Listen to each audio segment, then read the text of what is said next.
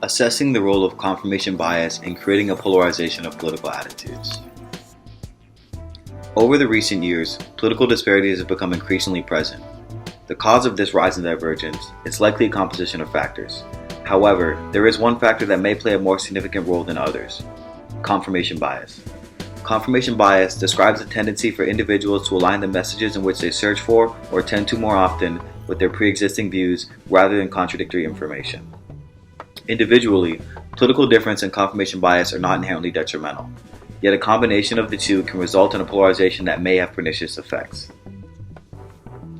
To be more explicit, supporters of differing political parties will more often search for information that reinforces their pre-existing beliefs.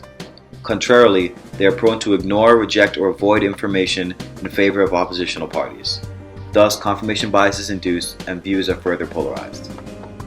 We may suspect confirmation bias to have similar cognitive origins as the broader concept known as social identity theory. This theory suggests that individuals categorize themselves into groups, classifying themselves as part of the in-group and others as part of the out-group. The theory also proposes that individuals will engage in in-group favoritism, in which positive self-esteem is derived from differential comparisons made with out-groups. Granted, these differences are in favor of the in-group. Given the similarity of in-group favoritism and confirmation bias, it is likely they share a common cognitive origin. Cognitive dissonance, as suggested by social psychologist Leon Festinger, may also have substantial influence in fostering confirmation bias within political attitudes. Cognitive dissonance describes a phenomenon wherein a person holds conflicting beliefs, attitudes, or behaviors. According to Festinger, confirmation bias is the result of avoiding states of dissonance that one may find unpleasant.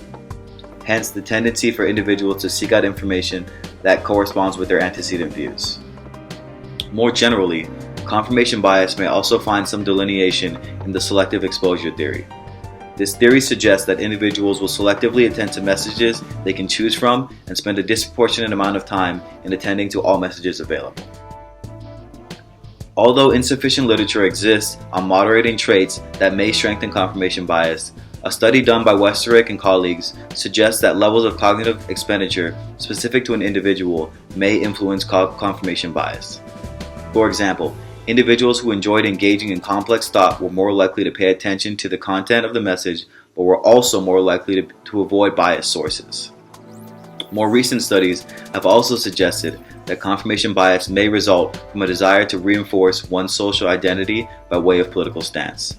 That is, individuals who tend to contrast themselves with others more often show a stronger confirmation bias.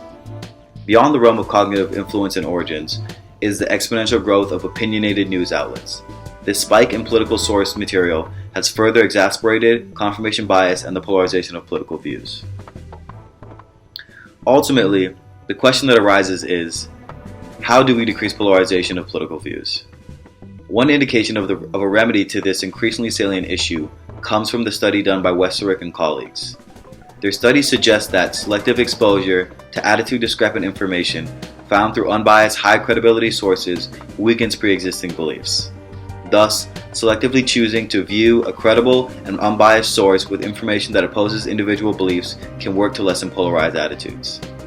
From this same study, it has also been suggested that merely viewing discrepant information, if even from a biased source, can affect existing views later when the content has been forgotten to have been attached to an oppositional source.